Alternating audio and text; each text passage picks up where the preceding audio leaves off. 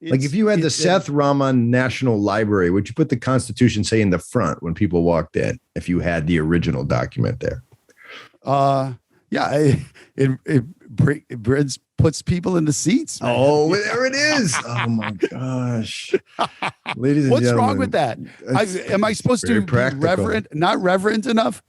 Should it be next to the Bible?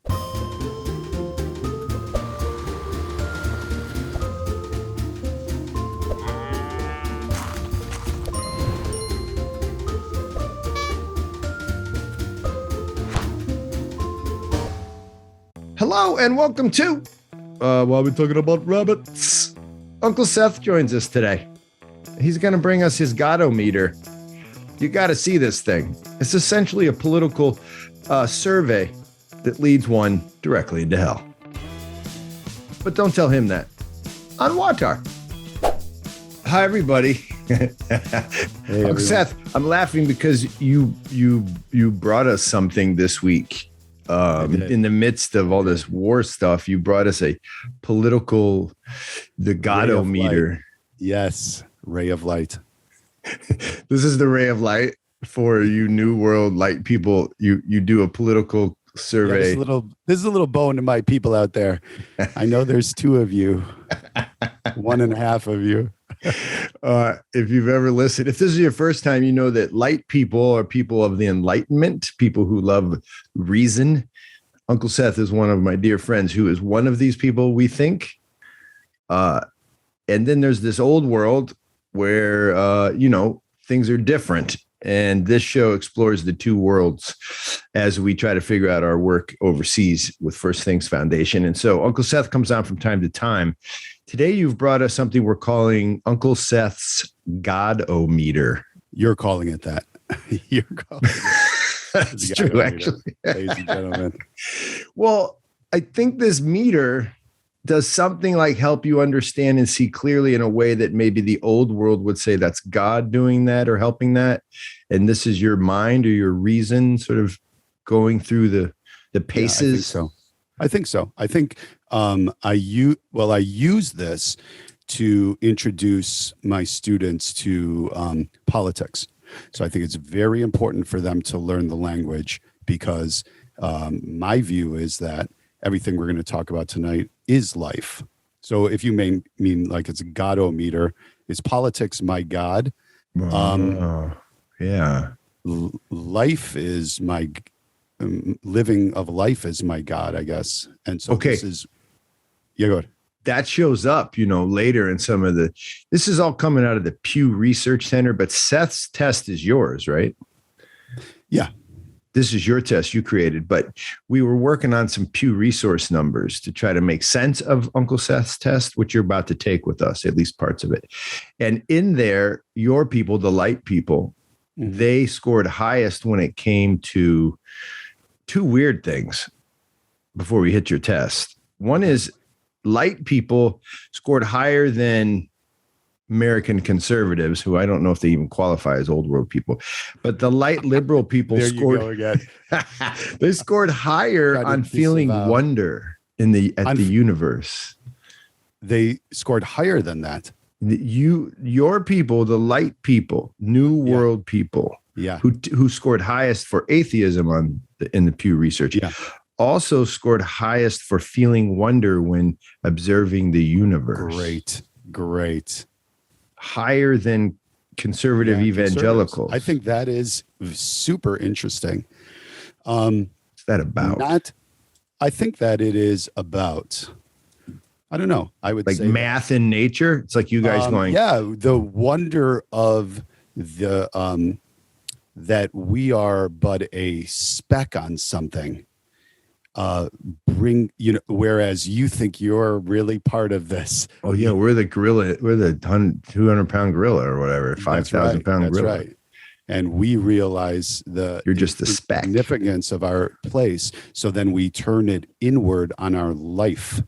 Wait, that's where that. So because you're insignificant, you become significant. Well, I think your life becomes significant when you realize that it's a one-way trip and there's only one trip. Oh, I see. So what you do That's right. partly why you have this Godometer that we're about to exactly take. right. So I think this meter really quantifies how you're going to go through this existence, which is your life, which is the God, I guess. I don't know. You called it the God of maybe. Do you ever feel when you say some of this stuff that Andrew should play like unicorn and candy music? I feel like, Andrew, can you cue in some candy music or unicorn? I'm just but a speck. See, the old world. I know. I hate to use those, but you do. Ladies and gentlemen, he does hate to use those sentimental, moral cliches. Anybody has heard me on this podcast before knows I've done the same thing where I don't like if John says something about, I know God is there in the look of my daughter, the smile of the baby. Yeah, that's right. Come on, dude. God is there. That's the wonder. That's why I'm so disappointed with these American conservatives who scored less on wonder than you light people. I love that they made a separate category for American conservatives, because it really shows you they understand how that's its own sort of monster. The American conservatism, right? Because they just lump that in with religion later on in that pew. Yeah, they do. We'll get into that. Okay. It also, you're not a Hindu, but you'll be very fascinated with what the most conservative, most liberal, quote, religious groups are. We'll get to that. Okay. So you think we should share screen on your Godometer? I think so. Right? I think it'll be easier. It's just a simple test that I give to my students, because I need them to. I think that one of the most important things they're going to be able to do is engage in the process. Okay. The process of how the world works, and politics is how the world works on some level. Absolutely. It is sort of the owner's manual. Now, I know everybody's going to write you some scathing thing about, boy, Seth is really missing out on the most important part of life and all this, but let's face it, you are like, let's face it. Maybe. Face what? But face what? I'm a pragmatist. Listen, I know. They don't have a question about music there, and I think music is incredibly important. They do have questions about religion here, or religious views. Yes, this is one of the issues. They don't have many spiritual questions, but that's why we got you. I want to do this. I want people to hear. So can I just riff before we take our first question here? Yeah. Before we do our first question. Yeah. If you guys hear the way Uncle Seth is breaking up even the difference between religion, spirituality, politics, you see the taxonomies, right? You see the categorizations. This is the new world mind. Yeah, that's right. And I always wonder how you put it all together. And then it's something like practical living, or something like living for the next day in order to prepare for a rainy day so that you can, do the things you want to do because your mind is directing you in a certain direction. And so I want to accomplish the goals that lead me to that direction, in that direction. It's really like day by day pragmatic living. Doing, I would say you're doing the same thing. I mean, the only difference is that I am doing things in the direction of knowing, and I mentioned this before, that knowing that this is a one-way street, and you think up at the end of your direction, you're going into some off-ramp to something else. And you're going, and your off-ramp is dirt nap. Exactly. Oh. Yours is seated at the right hand of the Father. Yeah, well, Look at you retained some of your old Episcopal language there. Oh. Although if you went back to an Episcopal church today, they would no longer use the language of your youth, and just warning you of that. All right, let's do this. I sound negative. I'm positive. That's a weird. Positive week. Okay, great. Don't you feel positive? I feel very positive. Things are great. We're sitting here 2 years after the beginning of this pandemic. This is really the anniversary, was St. Patrick's Day. It kind of is. Down here in Chicago. Kind of is. 2 years. And 2 years, and to know that some really cool cities like Chicago and New York still have vaccine mandates. Well, let's get right into this first one. So pandemic, here we go. But let me just set it up. So I want these kids to know the language of politics. So I teach them what is the political spectrum, what do the terms conservative, liberal, we do ideologies, we do parties, Democrat, Republican, blue, red. I give them just about these terms that you can really organize and understand where you are. Then we take a little survey. I never talk about my own personal views, for those of you that think I'm some evil indoctrinator. And then, honestly, I've never, in years of you doing keep this, it clean. You keep it clean for that one quasi-conservative kid. Well, in Chicago. the whole point is we do debates. So we go through this, then we debate every issue. They have to debate both sides. You don't get to choose. 1 minute I point to them and say, "You are liberal." Okay, flip it around. You're liberal on euthanasia, and then I say you're conservative, and then I blow the whistle, and then they have to swap and find a new partner. Now so it's really just to get them engaged in being part of the system, because everybody can say they hate the system and don't be a part of it. And, those people that, it's like those guys that would say, or the girls that would say, I don't play games in dating. I'm not a game player. Then even you're not at being a game player is a game. That's your game. That's your game. The game is going on. You can say you're not playing it, but I'm not sending kids out into the game without knowing the terminology. Well, I want to say one thing to that. In the Pew Research Center, I want you to know this. They reported, do you know who said they're not playing the political game more often than any other religious group? So this is all the religious groups in the United States asked a question on who's most conservative and who's least conservative and who's most neutral. Do you know who won the neutral, not playing the game contest? Orthodox Christians. 48%. I noticed that. Answered. I noticed that. We don't play. That is a real feather in your cap. That's pretty good, right? That really is. That's like one of the most prized categories. That's all we got. That's a good one to have. We're still generally don't think abortion's that cool, but you're like, I'll live with it. Right. We report ourselves as neutral, and you like that. Yeah. By the way, we will find out where you stand on Ukraine and Russia. Great. I'm in. All right. Pandemic. This is one of the questions you ask your kids. We're not going to do all of them. Okay. They're cool questions though. And you, by the way, can we link this to can we link this somehow to your school drive? Can we have a bunch of people just click on this? Sharing. Anybody that wants it, just reach out. I'll give it to you. We'll put it on. Send it to you.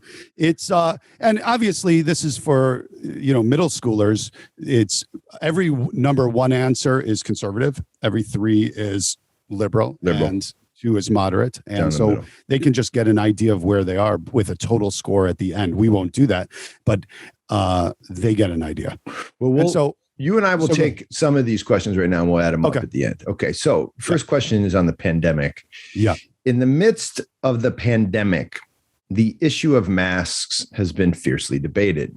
Where do you stand? I can already see like 8th graders just sweating it out. 1, you would write a 1 here. If you let people decide for themselves if they're going to wear masks, it's a personal decision. 2, you would score 2 here. Make people wear masks in certain places, but otherwise let them decide. And 3, you would write down a 3 if you think people should be made by the government to wear masks to keep people safe. 1, 2, 3. So we're scoring. And should I write down the answers? Yeah, write down your answers and we'll add them up. Okay. So I'll tell you. So are you asking me what my answer is or what? Not yet. I'm interested in this. I think this is really interesting. I don't have a problem with your methodology here. My question is do you feel that are they mimicking when they go to answer this? Or do they have, is it heartfelt? Well, mimicking meaning what? Their parents? Yeah. Because we also do a demographics lesson along with this. Why do people vote or feel the way they do? The highest correlated, we've got wealth, we've got race, we've got gender, we've got urban versus rural, we've got area of the country. There's so many things that we have religious level of religion. The one that's highly correlated is just history, parental thing. So it does correlate. Yeah, 100%. I mean, not 100%, but it's super high. So everybody's going to do this, and you're mimicking somebody. You're mimicking your fathers, your holy men when you're answering these because you are. Yeah. So everybody's doing it. Well, I think it's how we engage knowledge is through the people we trust. So here's a question. Absolutely. In Haiti, so when I taught in Haiti, I would do some of this stuff when I taught geography and politics to the kids at this teeny little Orthodox mission. They would either not answer because they would go, I don't know. It was really interesting. Opinion was frowned upon. Or they would just say what their mother told them to say. Right. Isn't that so interesting? That's very old world. Yes, but this is something that is in the new world. We just, exactly what you said. We mimic the people we trust. And so I'm guessing you did a 3 there. People should be now. I'm guessing No, I can tell you. I'll tell you what I did, and then I'll tell you what I think. Good. Go for it. Model New Worlders would say. Okay. So my here is a number 2 for me, and I'll tell you that. That's make people wear masks in certain places. Yes. Otherwise, let them decide. Yep. I would say probably New Worlders are. I don't know. It depends. I don't know that this really is a perfect. Are all New Worlders liberal and all Old Worlders conservative? I don't think so. On this one, I would say that probably New Worlders say a 3, maybe, right? For sure. Okay. And it's been my experience during the pandemic. Okay. Yeah. People, right, the government is to be trusted here. The government's a proxy, say, of science. Sure. And I realized in the last 2 years, as we're really right here, I just thought of it. St. Patty's Day was the shutdown here. That you cannot force people to give a and we thought you could. I tried to force it to be. It's interesting. So in some ways that turn toward mandate force. Yes. That you even see now is something that the new world maybe shouldn't have dabbled in. Shouldn't have done it. No, we shouldn't have done it. And it was been so easy to do a PR campaign. Like I was saying right before the shots came out, especially when the Trump was, downing the vaccines and everybody on the right which is weird though, because he was going to name them. Right. It's warp speed, baby. So, but what I was saying is it's an easy win right here. You just, every time somebody gets a vax, hand them out a little American flag, and you have instantly usurped from conservatives their dominion over this patriotism. You know what I mean? And then it wouldn't have seemed as like you're going against the flag, which is. I joke with you on the show, your people. when did you start to get uncomfortable with some of your people's activities with the mandates? When Karens were running around like with their fourth dose? Is that when you're like, hey, Karen, maybe they don't want to try to catch up like all in the next 6 months, all 4 of your doses? Like their fourth leeching. You're very refreshing. My booster leech.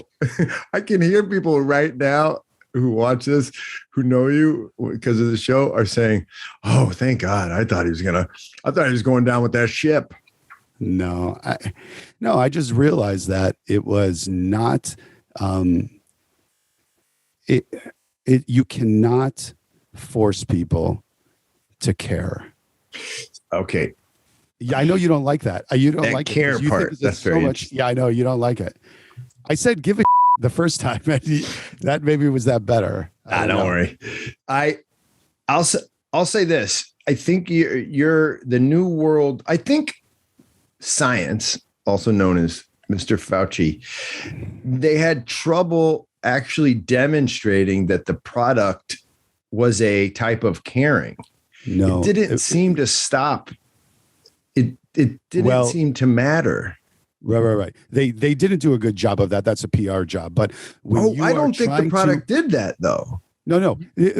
For sure, the protected other people. I think the PR on the product didn't do it, and your people would say the point is that the product.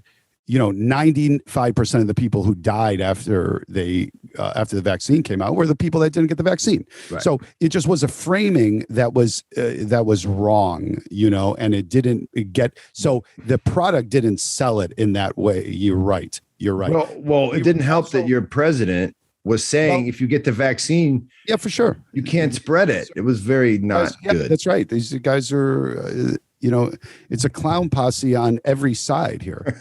But I'll say Guys, when you're trying to clown posse, that's funny. But I'm telling you, when you're trying to send a message to people who have walked into the store and on principle decided they're not going to buy, you're not going to sell.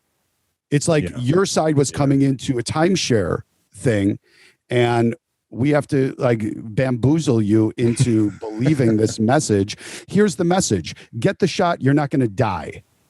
And I'm going to give you an American flag. That's all, And so, all right. So this guy, it's true though. That's your practical new world self. It's true. Yeah. All right. Let's go to another question. So I scored on that. We'll get back. I scored a 1. Meaning, just of course, people. I used to always tell you this, and I'll just put it in an Orthodox context. A lot of the folks out there are listening. If a bunch of people were going to church I went to Pascha during the pandemic, like the very beginning in that first April. Yeah. And if a bunch of people went to that church and then they all dropped dead, guess what? They wouldn't go back to the church. I don't know how to tell you that. That's not hard to figure out.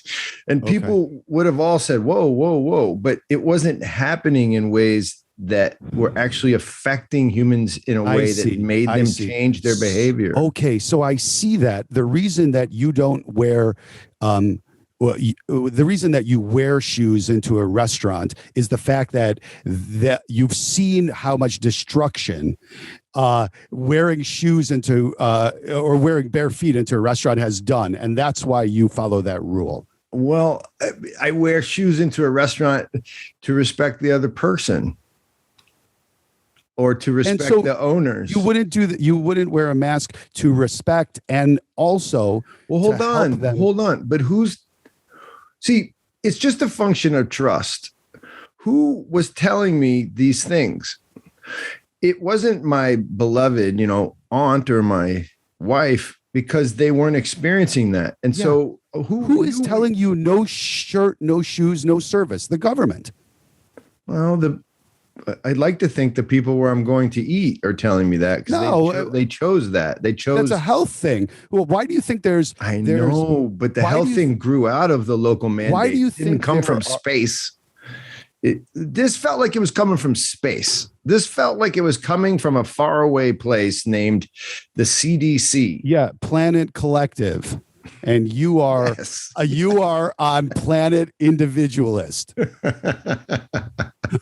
You know what's along with your favorite individualist, Jesus Christ. well known for his staunch libertarianism. Okay, let's move on. Well played. We got a lot to go. Immigration. Oh, okay. In recent years, this is your question to students of whom we all are at this moment listening to this. And I'm sure that, over the years, I've had a couple of parents who always support me doing this, always.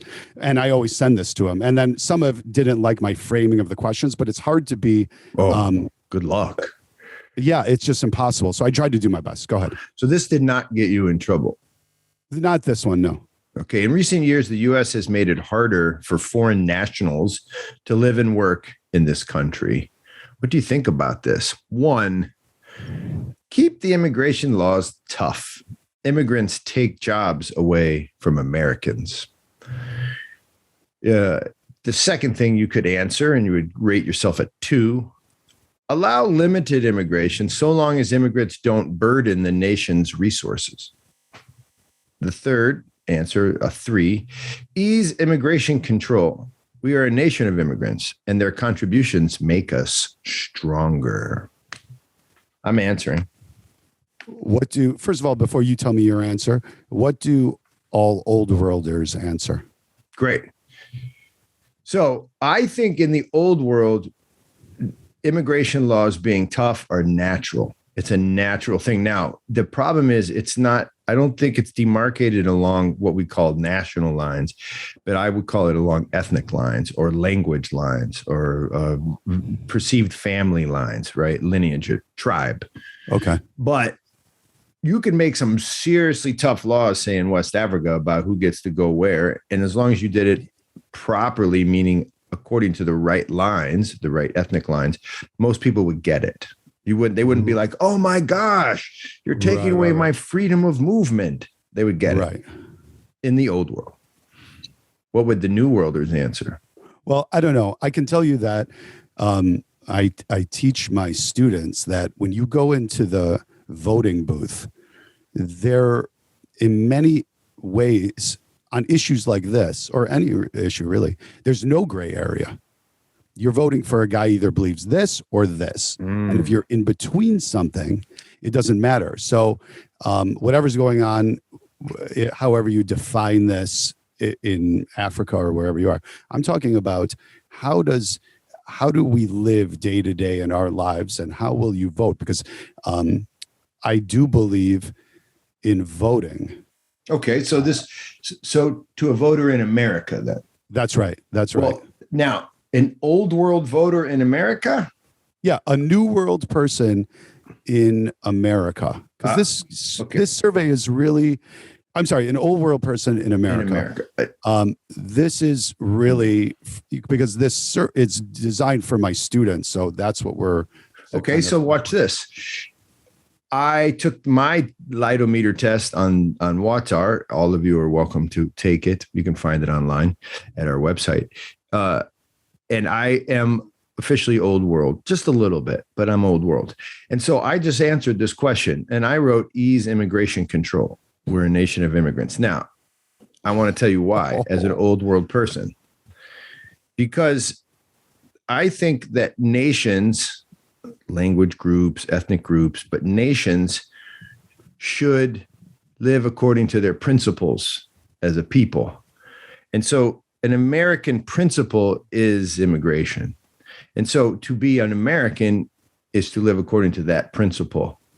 And so for me, you should ease immigration controls because that's what America is. In other words, as an American person, I feel like this is one thing that I've been taught through the ages. Okay, so this is somewhere where an old world person is taking a strict liberal answer here, which the conservatives in America would just not go for. Okay, so you're going to keep doing this thing, ladies and gentlemen. You see, this is one of the tricks.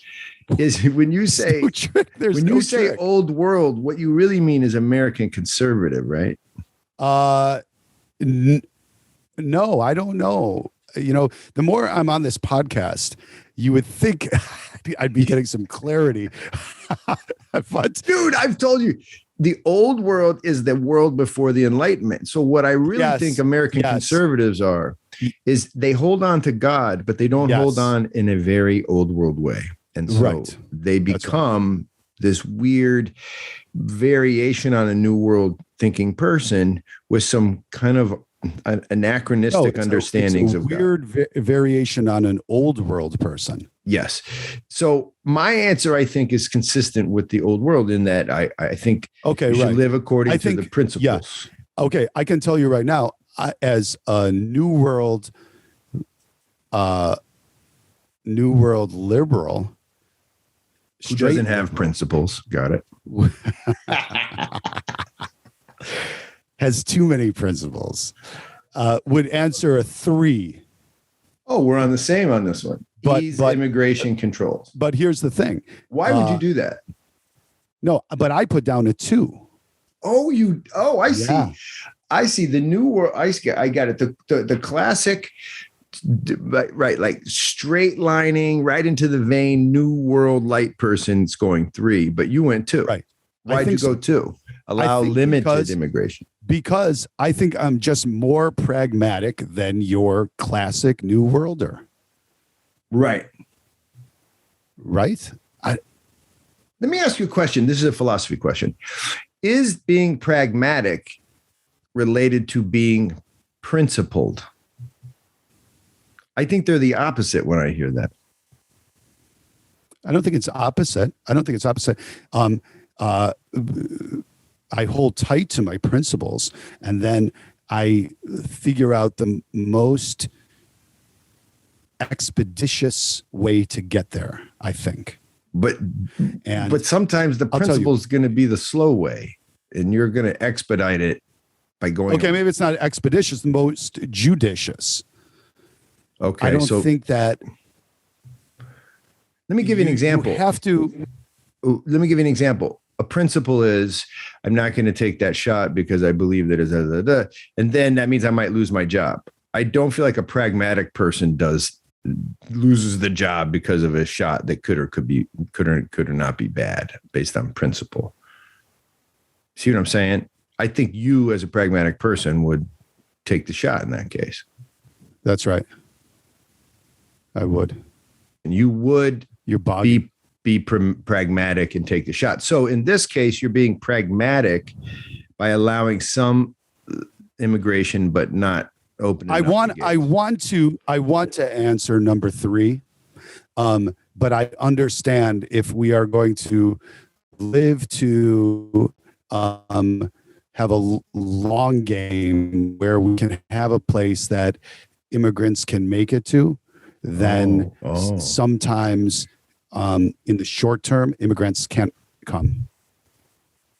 I see. So again, okay, that's also pragmatic. Yeah, that's right. You're trying to keep hope alive long term for some people. Yes. Let me ask you one other question. Would you limit immigration based on culture? Let's say brown, beige. Would you put restrictions on beige people as opposed to brown people? Or would that be part of your immigration policy as a pragmatic new worlder? No. Conservatives would. Conservatives do.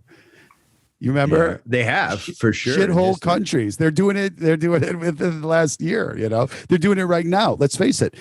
Nobody was having Palestinian flags flying high, on their Facebook, I know, but correct. Here's the next thing, though. Does that mean your limits would be based on random? Because, see, I don't think you're going to say random. I don't think you're going to have random control limits. I don't know. I don't know. This, it's hard. The funny thing is I've been giving this for a lot of years, but I've never really taken it. I've thought about it while I'm giving it, but I haven't really. Oh, this is fun. Turning it back on the teach. Yeah. I don't know, You feel like All a I guy know- that would go IQ on us. Like my control would be IQ. Would you start doing IQ tests to see who can get in? No, I mean, I think that Doesn't that feel New World to you? you want it to be New World. I do. You want to say the EU word, eugenics. No, you for love sure. it. The You think EU that's- loves eugenics. I mean, they have a history of it. Let's just be honest. Let's do a new question. You want to? Yeah. Yeah. So, by the way, so we both had the same answer to that one. Here's gun control. So you ask your kids about gun control. And on this show right now, we're trying to figure out, okay, how does old world, new world play into these questions, which you're teaching? So, yes. What do you think should be the nation's gun policy? One, guns. This is, you would put a 1 down if you like this answer. Guns don't kill people. People do. Anyone who wants to buy a gun should be able to do so immediately and without restrictions. This is hot. 2, write a 2 down if you think only those who pass a background check, apply for a license, get training, and undergo a waiting period should be allowed to own a gun. And write a 3 down if you think handguns and semi-automatic weapons have no purpose other than to kill people. They should be banned, and the right to own other guns should be severely restricted. That's a 3. First of all, did you just write these freehand? Or did you? I don't know, about 20 years ago or so, I found a magazine and they had some of these questions in it. So I pinched those from Pretty there hot. and sort of, juiced them up a little here and there. I mean, it's just classic, like, it's like newsfeed stuff. Like, this is what we're talking about. Okay, Yeah. so. Well, I mean, but listen, this is middle school kids. I have to have them understand what are the, what are these simple 1-sentence definers of a position? Now in Chicago, this is a tough one. This is interesting. What are Chicago kids from? Let's let the crowd, the people listening know. You don't teach, let's say, in a tough neighborhood. Would you call yours a tougher neighborhood? No, I wouldn't call my a tougher neighborhood. So these are kind of middle class kids, middle to upper. Yeah. Okay. Before you do anything, just tell us what they would answer generally. Like, what would the majority or great majority be? 3. No purpose other than to kill people, be 3. banned. Kill. So I would think, you think every kid almost, Chicago or not? Well, no, not South Carolina. Yeah. Is what South Carolina's 1, obviously. I have to say, okay. Now young people, because of the social media they're using, but now check this out. Is there an old world answer? Can I try this? That's the question, please. So one of the things that I would say about living in places that definitely have a ring of, say, the Middle Ages, they have that kind of social cohesion. They're not big fans of guns. Like, there isn't a gun culture, and the Georgians have guns for sure, but they don't have a lot of gun violence. And West Africans really don't have guns. Some guys, some hunters out in the country, maybe. Gun culture is not really a thing. So this question would kind of be a neutral, like, well, I mean, guns don't seem too bad. Now, are they watching Western news? Well, then they answer 3. They have no need for a gun policy. Yeah, that's right. That's right. In the Western, situation necessitates us having to have a gun policy because these gun nuts. Okay, is that what you? So you feel like? So 2 things before I ask you your New World answer. Yeah, it does feel that the American historical experience, first of all, demanded guns in some way for the right to settle the West or something like that. And that we never got rid of that culture. And now they're used in everyday violence. I don't know if I buy that narrative. No, I don't. Well, no, I mean, I don't think that's the case, but they've become a symbol for rugged American individualism because we threw off the shackles of the British. Guns were the symbol of that. And so people are loath to give that up. And that's why you don't have a gun, because you're not a rugged individual. Just because I think you know, in many ways, it's you're just scared. I don't want to associate myself with these people. Do you have a gun? You have a gun in that basement, don't you? No, I should. Be honest. Like, would you own a gun? Yes, I would. If I needed to get a gun, I would get a gun. But well, like, let's say, you know, social cohesion breaks down over the next, which it might in Chicago. Yeah. You're getting a gun, right? Well, I'll tell you, 2 years ago, I thought long and hard about having some kind of, fail safe. So you did? Yeah, I did. At the beginning of the pandemic, because you saw like too many, what was happening is, if you remember, first, you know, there was the January 6th thing. And then it was just like one thing after the other. Then there was Black Lives Matter. Then there was rioting. People were storming the castle. Then a lot of people in the South were having a visceral reaction to BLM. Remember those two people, the lawyers? I'm forgetting their name. They were out on their lawns. With, Lord, those guys down in Florida. I think that was Florida. No. I think it was in. They came out with their automatics. I think it was Florida. Yeah. Okay, maybe it was Florida. Right. The two, and now he's running for office. Yeah. It's like unbelievable. Even if I were conservative, what gave you the credibility? Do you understand the irony in saying when you saw that guy, then you went and thought about getting a gun? No. I know. It's not when I saw that. It's that things were going down. And this was at the point where we thought, Dr. Fauci told us that, scores of millions are going to die. I know, that's another thing. So I see, you thought like it was going to go into a Mad Max. If it's going into a Mad Max scene, I'm getting a gun. So the reason you would answer 3 is because you've watched a lot of zombie movies. So wait a minute. This is really interesting. I agree with you, but what's the visceral problem with guns? Is it just because they're violent? I'll tell you one thing, because what's happened is with guns is that it has also aroused in the American conservative a bloodlust. They don't like the gun. They like what the gun does. And not that it scares people away even. They like that it pisses off libs, and that they like the idea of the power. Exactly right. And so that's the sick part about it. All right. So can I ask you a question? There's some people on this podcast that would like to know this. Okay.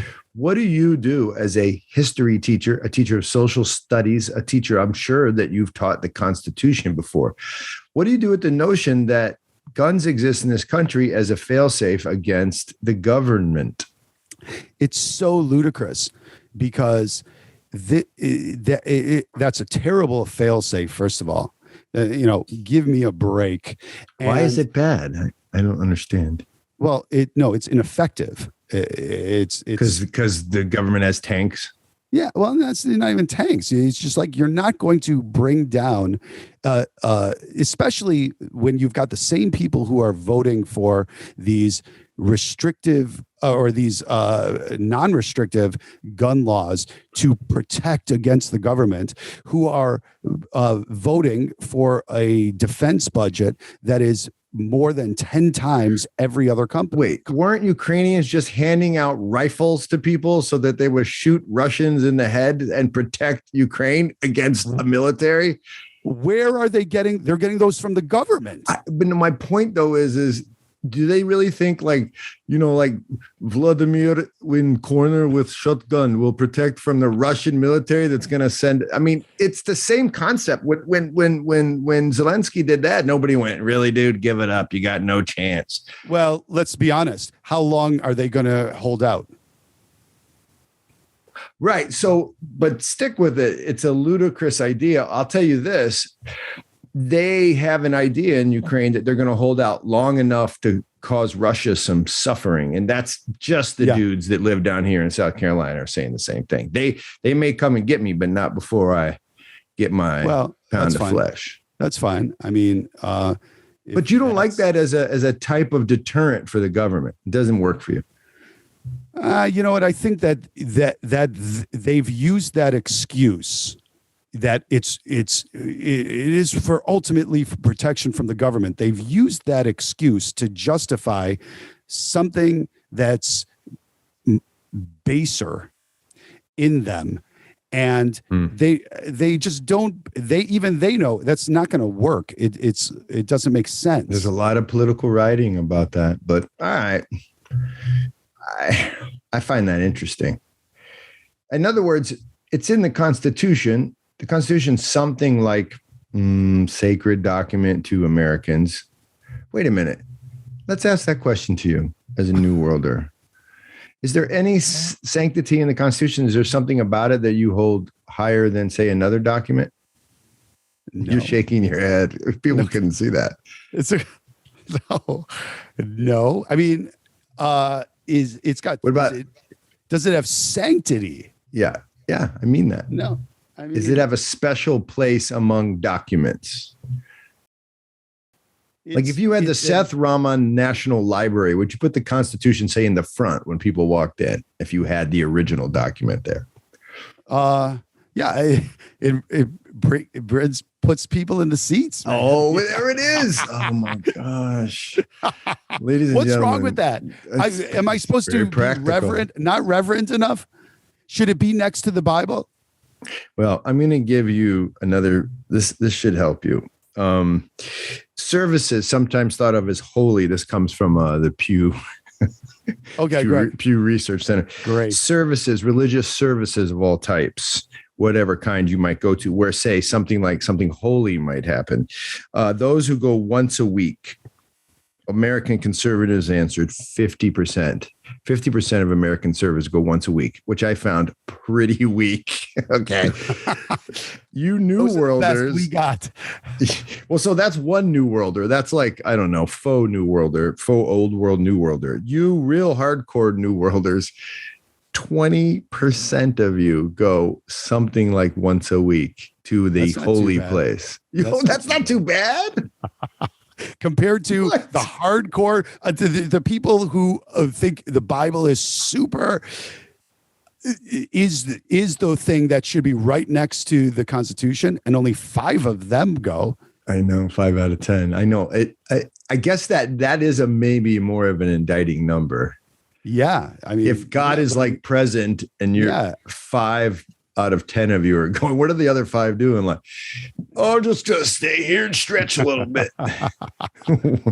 Gonna get a nap, read the New York Post. Like, Golden Girls is coming on. That's a tough one. Do defense spending, because I think this one's kind of cool. I think we can do old world, new world with this one. So defense spending. By the way, what did you put for what was your answer for guns? Oh, the gun one. I answered a 1. I don't particularly care about guns. I don't own one. And a lot of these I'm kind of 2.5, but I tell my students you don't get to have that. So I'm going to put a 2. I'm coming out a lot more moderate than you are. Pretty moderate. I think I am, but. Okay, how much money should a government spend on defending itself, on national defense? So more. This is 1. More. It's the only way to maintain our military superiority to protect our people. 2, not more or less. Just keep it the same. We're strong enough to handle any threat in the foreseeable future. 3, you write a 3 if you think less. With no serious rival to the United States, our money is better spent on education and social programs. So I just want to give what I think might be something like an old world answer. And this is not hard. It's straightforward. You've got to have warriors. The warriors need to be strong. And if you don't have warriors, you won't have a people. And so if you don't have a people, then you failed as a leader. And so, yeah, you got to have warriors. Done. Now, I'm not saying I agree with that. Okay, but does that basic necessarily mean that old worlders are choosing one? I'm not sure. Again, we spend more than I see. Other the 10 next highest spending companies combined. Think about that. So we spend 10 times more than any other. We spend about over 700 billion a year. You take the next heavy hitters. We're talking China, Russia. The next 10 highest combined are less than what we spend. Well, we know why that is. It's giant contracts with huge corporations that are basically running the military. That's right. Yeah, that's right. And the question is how will you vote knowing that? I vote. I see. I vote a hard 3. And you don't worry about what my old world warrior people say. You're like, we got enough. But you wouldn't go all the way down to, how do you know when you're protected in your new world pragmatic way of being? Well, I'll tell you how we know. We know that we spend more than the 10 next highest combined. So in every other judgment or situation, it's not even what their judgment is their capability is only to spend this amount. We are able to spend this amount and eclipse them. And at some point it becomes crazy.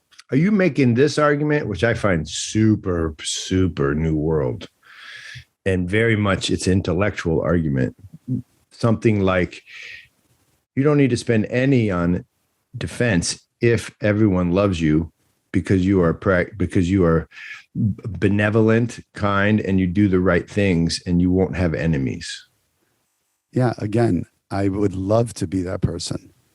But it's just not what our state of humanity is, I don't think that's, because you can't convince people to put a mask on. How are you going to convince them to not attack you? Not attack you because you're so loving. Give me a break.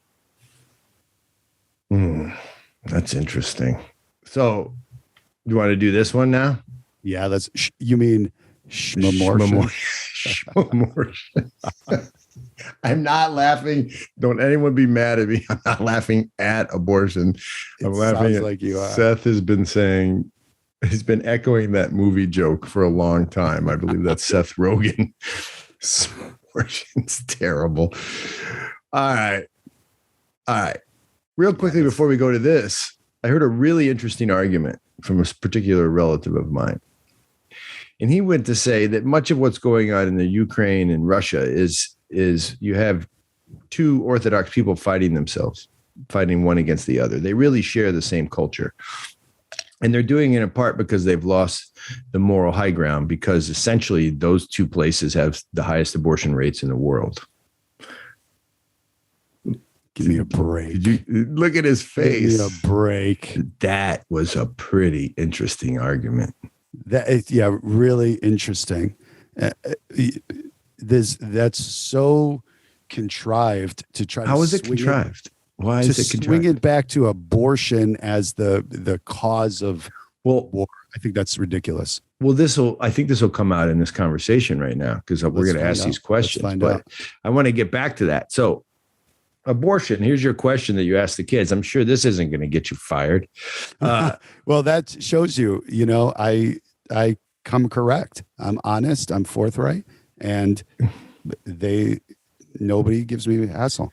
Okay, I dare you to go, just like you are, ladies and gentlemen. You can look at him. He's a fine looking gentleman, just wearing a sweater, and he goes to school. And this time, put a big cross around your neck and ask this question. See how that goes for you. Or wear a prayer rope. But I don't go there wearing a Planned Parent T-shirt either.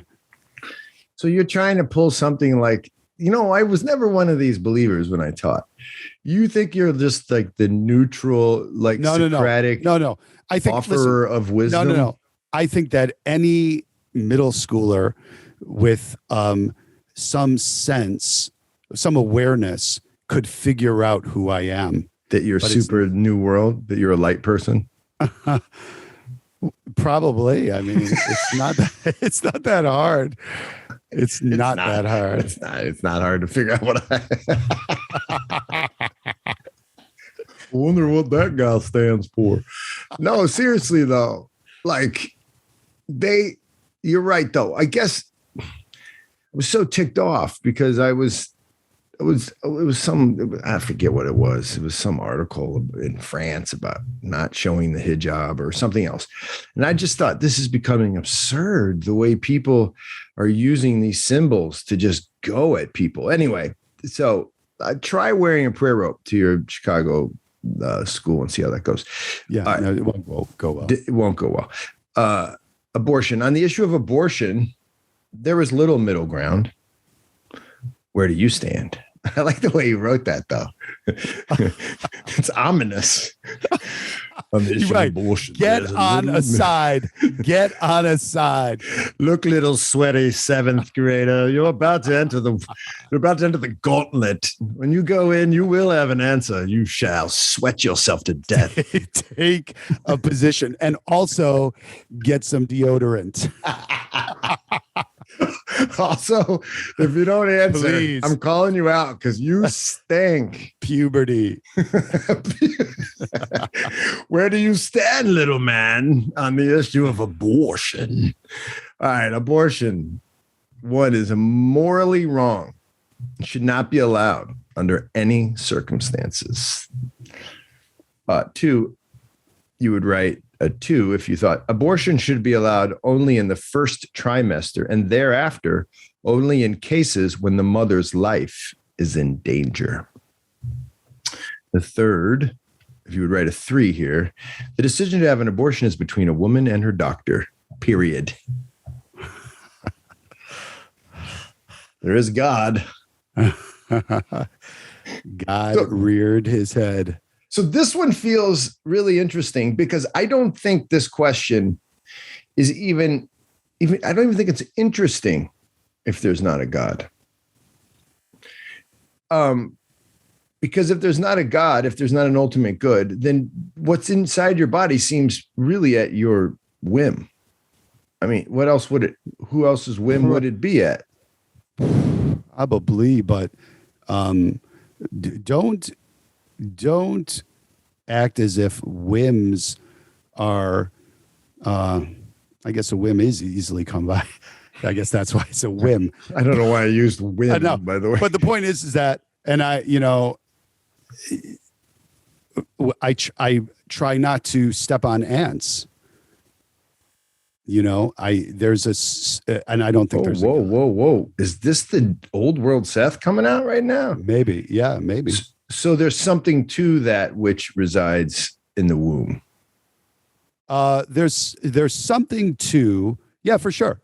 I know you're always dying for me to just say it's life. It's human life. Yeah. It starts when don't have a shmamortion. If it's not a life in the first second, then when does it become life? And this kind of business. I didn't say all that, but maybe I would say that. I know that's what your audience is thinking, and to that I say, fair enough. I grant you that. Maybe it is life, but if you can be so cavalier about lives in your life, you can send people off to kill and be killed. You can give a about some 80, bleep that, please. Sorry about that, Andrew.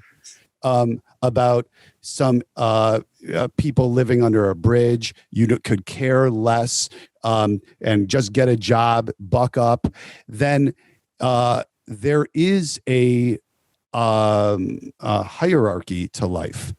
And just in the same way if you, and I pose this to anybody that's listening here, that is a number one on this, and thinks I'm full of crap here. If you can tell me honestly that if you run into a burning building, a burning Planned Parenthood, and there's a 6-month-old baby, and then a igloo cooler full of 10,000 fertilized eggs, and you're going to tell me they're all life, and you have a chance to save 10,000 lives or one life, I'm not going to believe you because I think you're going to grab the baby, because you understand that there is a hierarchy here, and all lives are not the same. In the same way that some life over in Iraq is not the same as awesome. Good old the 51st. Then okay, here we go. I love that, by the way, ladies and gentlemen. I've heard that from other New Worlders, and I really I'm maybe grabbing both, but if I can't grab both, okay, I get your point. No, you can't grab both. But the other ones don't have moms and dads, or they do. I don't really get it. But hold on a second. Okay, I don't want to. Okay, we can try to answer that question. I would like you to answer that, because I have mentioned this before, and I can never get a straight answer from anybody. Well, what is the choice here? I know what you're going to say. Okay. Wait a minute. You're going to say you're conditioned to do whatever. Well, I would just say, who's standing next to the vials of little spermy babes? Who's standing there? Is it a human? Yeah, a baby, a 6-month-old baby. It's a baby. It's a baby who's not in the womb. Correct. Yeah, I would probably grab the baby because I recognize the baby as something like me. Correct. Right. But and in the same way, if you ran into the building and there was a baby and an 80-year-old man, you'd grab the baby, because you have instantly made a judgment about the value of their life, and you put the baby's value above that of the old man. Well, yeah, maybe something like that. What would a blind man grab? You see, the blind man's not grabbing either one. He might just burn his hand on a blind man does not see well there. And you sent the wrong dude into the burning building. No, right. But here's my point is you seem to be sure that you're seeing things properly, but what you're really just seeing is something like an icon of yourself. And so there's something about you grabbing the baby that's like grabbing onto yourself. But if you conceive truly spiritually, you'll understand that all life is that they're all life. You just can't see it. But one of the reasons you can't see it is because you can't see it. Put him in a test tube. That's one of the problems. You can't see it either. You're grabbing the baby. Bro, that doesn't make me good or bad. That makes me just partially blind. Yeah. Well, in other words, you're creating a false choice. There's always a different way to understand this. The choice is made by New Worlders to create, right, this dichotomy, to try to make a point. This is all intellectual. You and I both know that it's life. You just don't think it's as important. But then the question I got to ask you this. Rate the lives and importance outside of the womb. I'll give you the test tube, because that's first of all, that's dumb. What are they in a test tube for? If you saw a woman standing with a baby inside of her, you would grab the woman because she has a baby inside of her. The test tube messes it up. But anyway, give me a rating of humans outside the test tube, like little Jimmy, who's 2, Uncle Jerry, who's 50, but he's unemployed. Listen, I'll tell you. And grandma. Okay, I'll tell you this. Rate those up for us. I'm going to. Rate them up, Mr. Eugenics. I'm going to right now. You remember when the Fukushima, there was that meltdown in Japan? Yeah. Okay. Yeah. And you needed someone to go in to, I forget what they were going to do. They have to bury the elephant's foot. I don't know. They have to go in. All these people. Our listeners won't know what that means.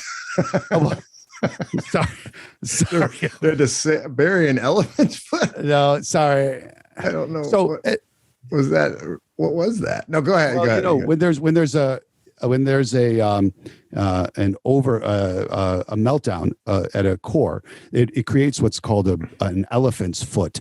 And okay, I got you. so they, at any rate, they had to go in and do something in the reactor or whatever, and a bunch of 80-year-old people said, "Let us go.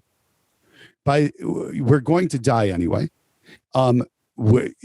Even if we, aren't killed right away, even if it takes a time, we might have died by the time it took anyway.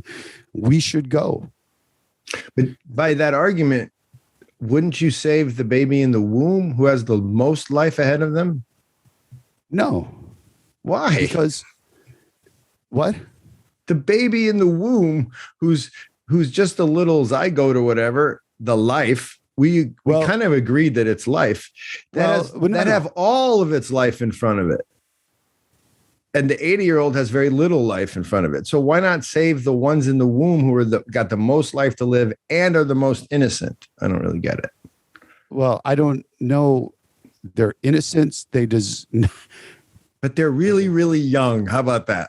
They're the youngest little human around. They're the youngest. You can't get any younger than the one you want to kill. So I don't really get it. Why don't we let them live? I don't get it. Somebody's got to die, man. It's just terrible, man. Listen. Well, they have the most utility. You would think you guys would be scrambling to save those suckers. No, I don't think so. I think that I've seen that the way life is that you're just trying to protect women. You just want to be sure that women like you after this show, and they already hate me, clearly. This is a feminist argument. No, I don't believe that. I think conservative women love you and they hate me. I think it transcends gender. Didn't know what to say to that. What? I went, yeah, probably. No, I'm sure they hate you're cooler me. than I am. What do we do with this? This is a really interesting one. You know the old world answer, right? It's not close, right? It's life. So what are you messing with that for? It's a number one. I'm a number three. How come? Can I ask you a question? How come the doctor gets in there? So what if the doctor's like, "What are you doing? I'm not going to abort your baby." Yeah, you know what? I put that in there just because that's sort of the trope, but it's really the woman. I think that you're very quick to want to save a life here, but not and have it mandated from the government that somebody should have a baby, some rapist's baby. The government should jump in there, but God forbid they tell you to wear a mask to protect somebody's life. Because it's human. You would. It's human. Yeah, that's what we're talking about here. But if I don't want to upset anybody, this is a trigger. I don't even know if I want to go here. I don't even know if I want to go here. I don't think it's a good idea. You saved me. I'm not even going to trigger. I really do want to say it. I'm just the mask and the scalpel. Those are two different activities happening there. Okay. Anyway, let's try our last question. And before we go to another question, maybe our last question. I like this one. How about going to the Pew? Yeah, I want to go to the Pew for a second. Here's a Pew Research. The reason we're bringing up Pew Research, guys, it was sort of when Seth teaches and uses it, he kind of has this, right? You kind of refer to the way that these things shape up in the big picture, right? I believe a lot in demographics. Yeah. Mm-hmm. Here's the most conservative, this is from Pew Research, when it comes to these questions and how they're answered, the most conservative people, like on Seth's test, the most conservative, the people who are answering one over and over again, of all the, quote, religious denominations in the country, I'm talking all types, not just Christian, but all types, the most conservative group, Andrew, music? Mormons. 61% of all Mormons answered that they're very conservative. You know who the most liberal are? Who? This is fascinating. Orthodox. Hindus, of which you could argue maybe you have a little affiliation. Yes. Yes. That's weird. Why yes? That's so interesting. Like Because I don't want my people on the Mormon side. Oh man, you're canceled. Wait, actually, no, nothing will happen to you. You'll be fine. I'll be canceled, but you'll be fine. So Hindus, okay. Isn't that interesting? Here's my favorite number from most conservative, most liberal, most interesting number. I would love to hear what people say. Write in the comments. Jehovah Witnesses, conservative or liberal? I saw this one. Here's the thing. Isn't it nuts? Yes. 50% of Jehovah's Witnesses answered, I don't know. Yes. Yes. So they were like, I'm out on that question. You're not fooling me with that question. Isn't that it? Or is it that they just don't know? Like when they come to your house, you're like, hey, sit down. So generally, like, are you conservative?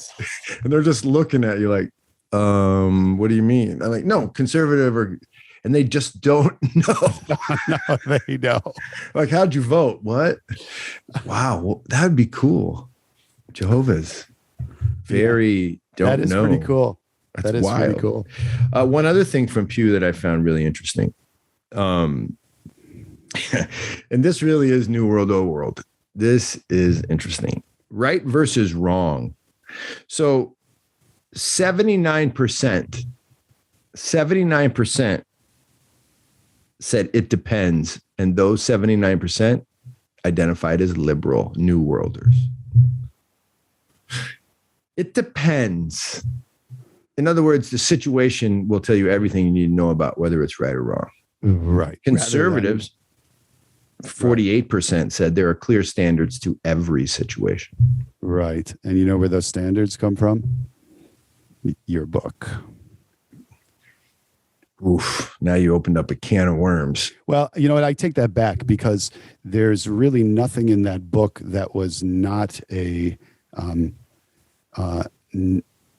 no-brainer well before the book came out. You know, it's not as if this has been, Horace was teaching us this.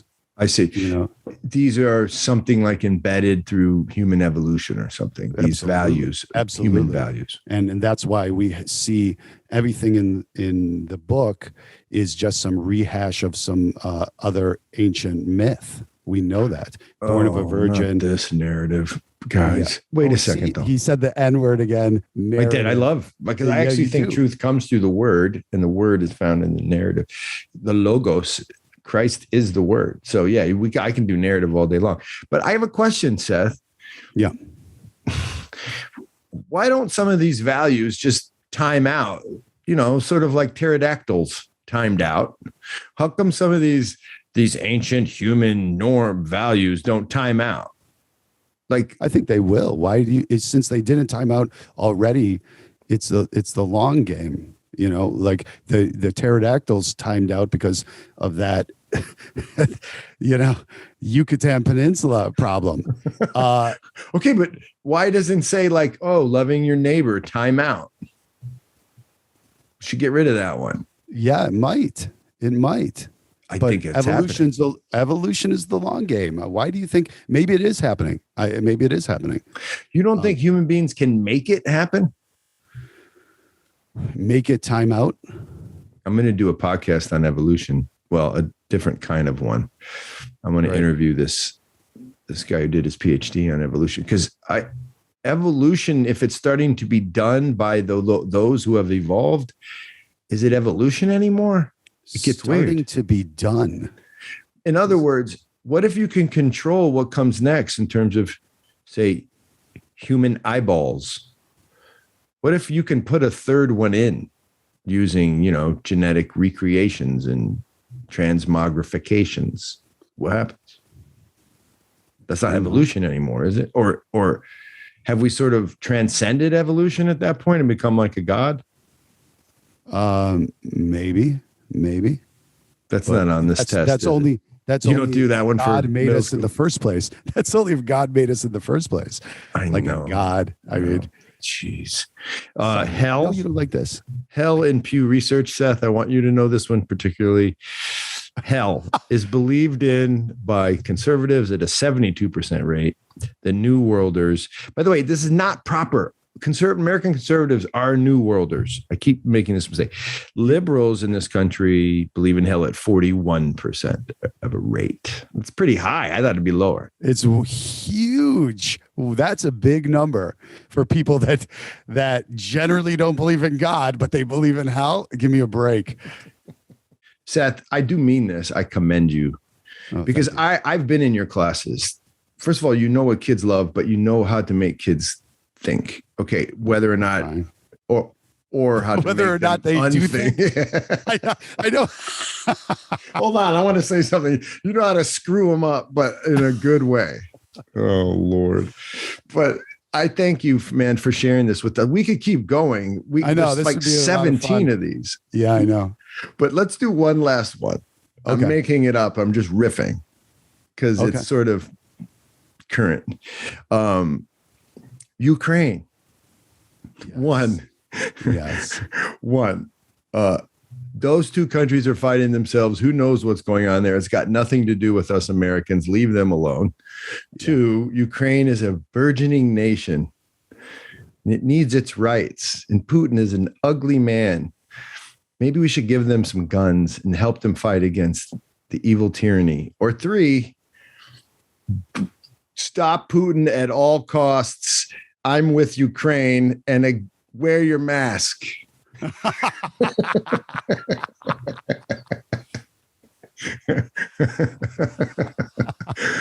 You know you're a three. No, I'm not a three, I think I'm a two, but with the addendum of the mask. Can you put the two and also have the mask in there? I think New York City just mandated you have to wear a mask with a Ukrainian flag on it. I got a question for you, though. We talked about this, and then we'll wrap up in case you're one of the people still listening. Thank God for you. I love this, though. This has been fun, Seth. Yeah.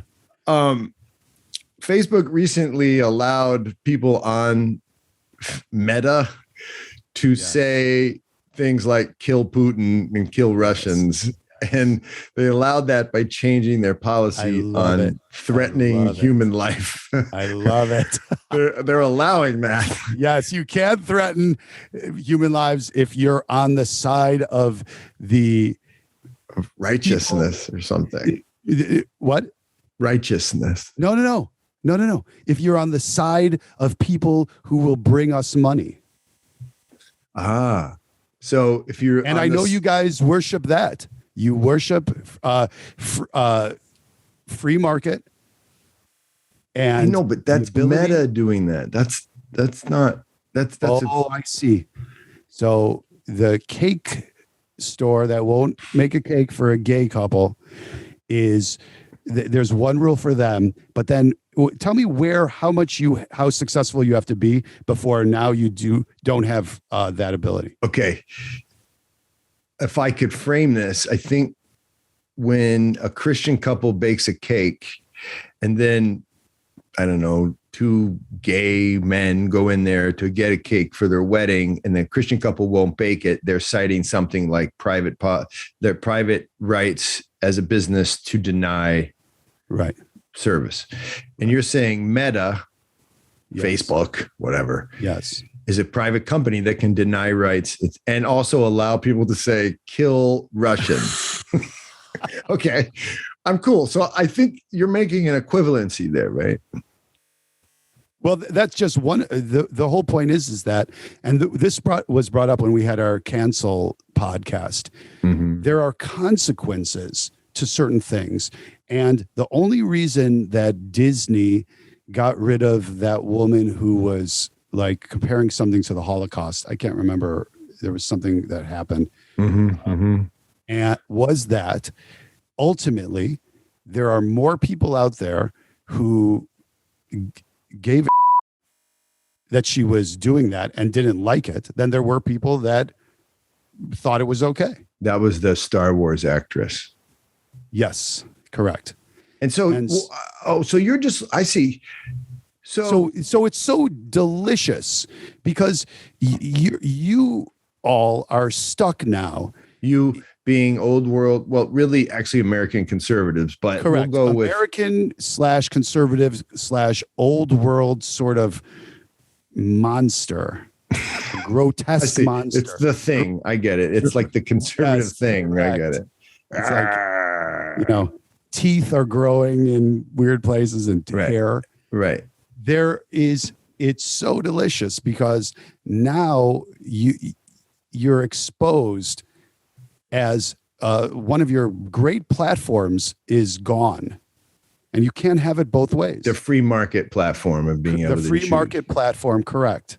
Because Meta is operating as as a corporation, free to choose what kind of policies it creates. Correct. And they're going to make a choice. They're going to make a choice that's best for their business. And a lot of people want to see posts of Putin getting threatened. Okay, so they're responding to the market. Yes. They're responding to the killer market. It's booming. They're responding to the hate market, and they're like, "Hey, this hate market's popping. I need to respond." Well, that's the only market that always sells. Okay, now Meta does that. Google jumps on. I don't know. Amazon jumps on. The American government jumps on, and pretty soon you're okay with it. It's all good as long as each one of those is something like independent in your mind. This is what it is. You think those companies are independent of one another? It's not even that I'm okay with it. It's just what it is. And you guys fought for it. And now here it is. And this is what you are going to reap. Okay. I think I understand what you're saying. You guys did it. And now, again, you want to blame us for this? Give me a break, man. I see. And so, but now be something like a fixer. Like, but I want to fix it. I want to fix it. Okay. Yeah, like it's going, oh no. Okay. I'll pretend, just do me this favor, last question. Act like you want to fix the problem of Meta now saying it's okay to kill people or of just this free market monster out of control. How would you control the free market thing? Okay. I want to say right at the outset that it's beyond the tipping point. So it's cooked. Late. It's cooked. But if I were somebody who believed there was hope, then I would go back to that whole thing you were saying earlier about, believing that we're going to be people who can all get along, and if I can win you over with you'll buy the message because was so kind that I sold that message to you, and then we're all going to be one happy collective. And I see. So this is our next podcast, ladies and gentlemen. You're not interested in the fix in the sense because you're not wired that way. You don't see hope. Well, there's no way human beings come together to fix this.